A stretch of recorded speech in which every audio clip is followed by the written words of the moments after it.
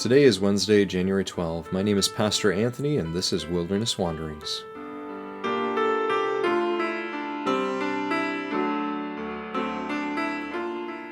Today our text comes from Luke chapter 4.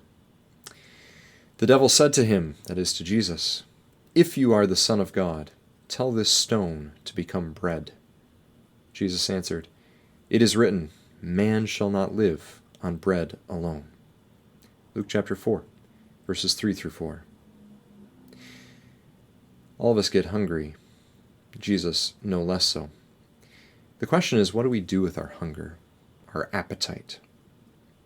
It was Adam and Eve's appetite for fruit that was, quote, good for food and pleasing to the eye and also desirable for gaining wisdom that drove them to take some and eat it, unquote, from Genesis 3 verse 6.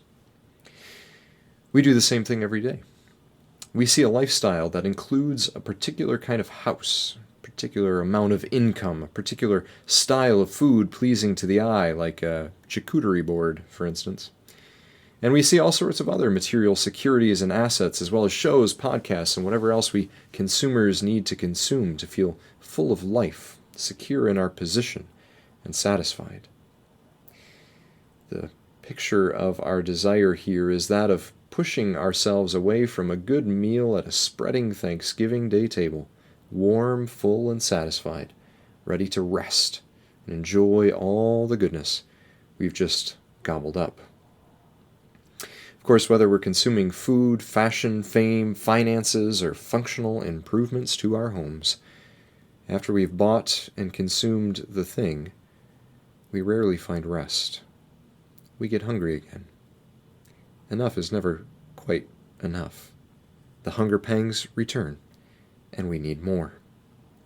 And so we continue grabbing and reaching for more, sometimes more than we were actually created to have, like in the case of Adam and Eve.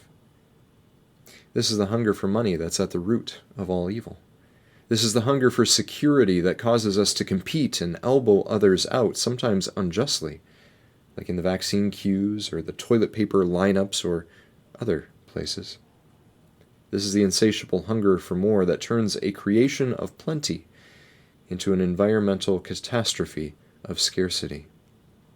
This is a hunger for life that, when limited by no God-ordained boundaries, succeeds only in bringing death.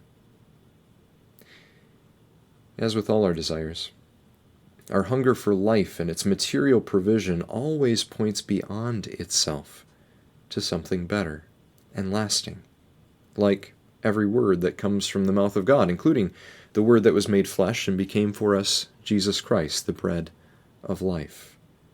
He is the God of creation and of all provision, who invites us to trust in Him and pray to Him for our daily bread, rather than greedily or gluttonously grabbing it up for ourselves. The invitation, then, is to trust in God for our provision, rather than in securing it for ourselves. Jesus knew this, and so with 40 days of hunger built up in his gut from the wasteland of scarcity, he faced down the devil. And where humanity failed, Jesus prevailed, stating clearly and freely that man shall not live on bread alone. Jesus satisfied his hunger with something better that day, with a trust in the God-provided boundaries that Adam and Eve had forsaken. The deep temptation for us is to believe that we actually do live by bread alone, that our hunger can be satisfied by finite material things like a house, a show, or a solid pension, and that we can wrangle those things out of the stones of this earth to satisfy ourselves.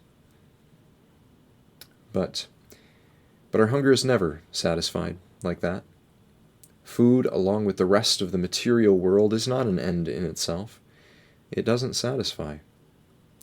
Rather, it is a means of experiencing, of living by, and of giving thanks for all of God's good gifts, and, in doing so, deepening the relationship of trust between us. The material world always points beyond itself, to something better, lifting the eyes of our hunger and longings up past our plate and pointing them to the bread of life instead. Trusting in Jesus for our life's provision, we will find our deepest hungers and thirsts satisfied.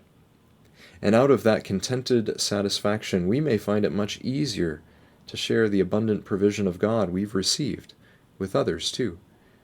When you trust in the Word of God for your provision, 5,000 can be fed before you know it from what looked for all the world to be utter scarcity. Our relationship with God, our neighbors, and the creation itself can be restored. So may God give us today our daily bread and help us to trust in Him to bring it. As you journey on, go with the blessing of God. May the peace of the Lord Christ go with you wherever He may send you. May He guide you through the wilderness and protect you through the storm.